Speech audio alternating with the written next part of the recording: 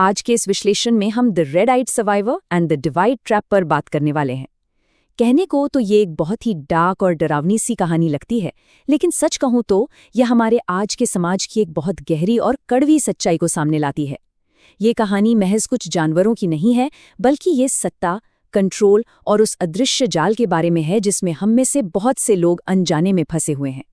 तो चलिए सीधे इस कहानी में उतरते हैं। कहानी की शुरुआत कुछ इस तरह होती है। जरा इमेजिन कीजिए, एक बिल्कुल सूखा कुआं, उसमें पड़ा एक मरा हुआ सूअर और 70 से 80 भूखे चूहे।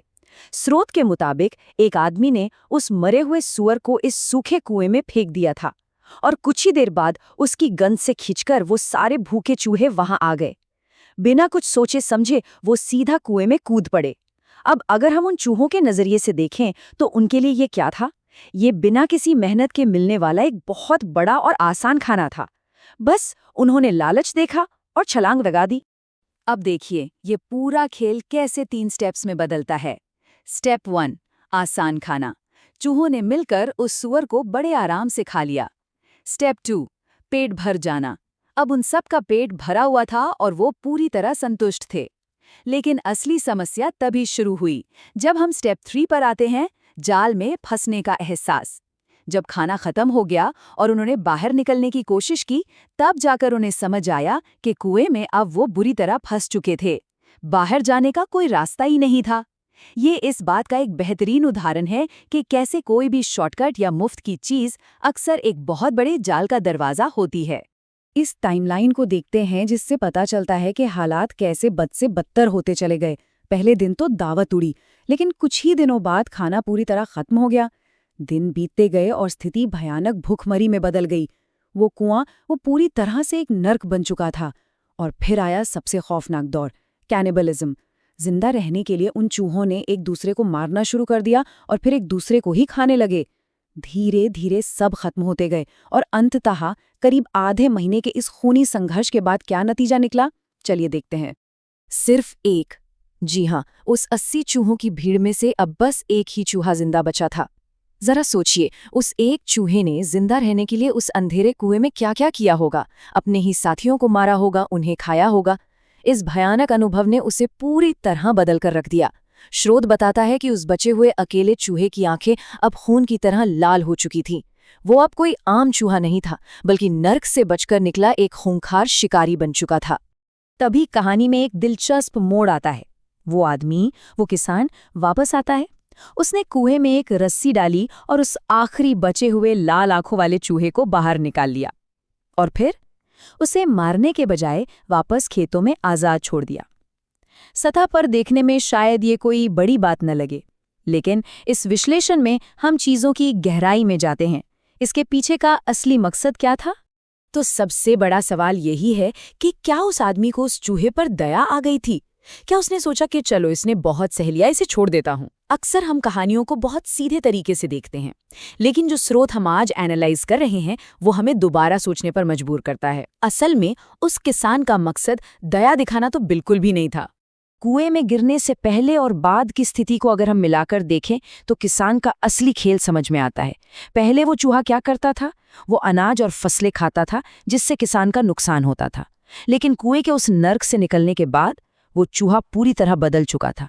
वो अपनी ही जाति को खाने का आदी हो चुका था, इसलिए वो अब अनाज नहीं खाता था। अब वो खेतों में पागलों की तरह घूमते हुए अपने ही साथियों का शिकार करने लगा। और यही तो किसान चाहता था। उसने एक ऐसा चूहा तैयार कर दिया जो उसी के बाकी दुश्मनों को खत्म कर दे। बिना किसी मेहनत के किसान का काम आसान हो गया। और यहीं पर ये कहानी एक बहुत बड़े कॉन्सेप्ट में बदल जाती है, द डिवाइड ट्रैप। ये महज एक किसान और चूहों की कहानी नहीं है। ये असल में सत्ता, कंट्रोल और उस सुनियोजित राजनीति की कहानी है जिसका इस्तेमाल बहुत पहले से होता आ रहा है। तो ये डिवाइड ट्रैप है क्या? आसान भाषा में कहें तो ये एक ऐसा माहौल है जहां ऊपर बैठे लोग खुद कभी नहीं लड़ते। वो कभी सीधे मैदान में नहीं आते। वो बस एक ऐसा सिस्टम बना देते हैं, ऐसी परिस्थितियां इंजीनियर कर देते हैं जहां नीचे वाले लोग आपस में ही लड़कर एक दूसरे को खत्म कर देते हैं। ठीक उस किसान की तरह उसने खुद चूहों को नहीं मारा, उसने बस एक मरा हुआ सूअर और एक सूखा कुआं दे दिया। बाकी का काम चूहों ने खुद आपस में निपटा लिया। अगर हम इन चीज़ों को अपनी असल जिंदगी से जोड़कर देखें तो तस्वीर एकदम साफ हो जाती है। कहानी का किसान कौन है? वो रियल वर्ल्ड में मैन्युपुलेटर्स या सत्ता में बैठे ताकतवर लोग हैं। सूखा कुआं क्या है? वो हमारा बनाया हुआ माहौल या सिस्टम है। और चूहे कौन है? वो आम जनता है। ये मेटाफर हमें दिखाता है कि कैसे सिस्टम को इस तरह डिज़ाइन किया जाता है कि ताकतवर लोग बिना कुछ किए ही अपना फ़ायदा निकाल लेते हैं और आम लोग बस आपस में ही लड़ते रह जाते हैं। इस पूरे विश्लेषण का सबसे गहरा और शक्तिशाली सच इस कोट में छिपा है। बहुत से लोग पूरी जिंदगी दूसरों को हराने में लगा देते हैं, लेकिन उन्हें कभी समझ नहीं आता कि वो खुद किसी और के खेल का हिस्सा बन चुके हैं। जरा सोच के देखिए, हम दूसरों से आगे निकलने में, अपने ही साथियों को हराने में अपनी पूरी ताकत लगा देते हैं।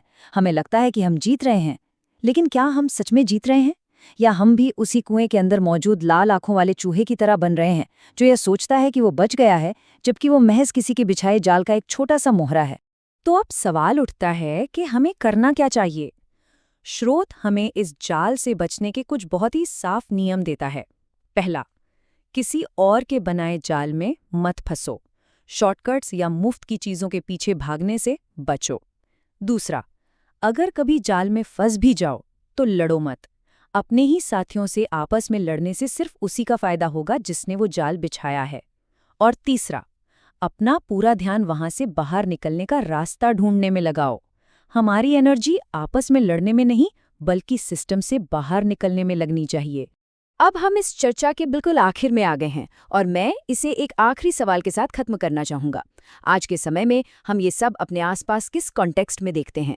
चाहे वो कॉर्पोरेट वर्ल्ड हो, राजनीति हो या सोशल मीडिया पर रोज होने वाली बहसें, क्या हम आपस में लड़कर किसी ऐसे किसान का काम आसान तो नहीं कर रहे जो ऊपर बैठकर सिर्फ तमाशा देख रहा है? आप समझ ही सकते हैं कि ये किस रेस्पेक्ट में बात हो रही है। इस पर गहराई से विचार कीजिएगा। आज के इस विश्लेषण में बस इतना ही। सीखते रहिए और सबसे जरूरी बात, अपने आसपास के जाल को पहचानना सीखिए।